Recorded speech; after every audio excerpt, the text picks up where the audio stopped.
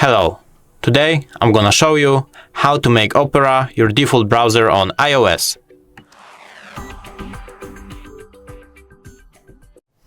First, what you want to do is go to the settings, which you should have on your main screen, but if you can't find it, all you have to do is go all the way to the right, go to the app library.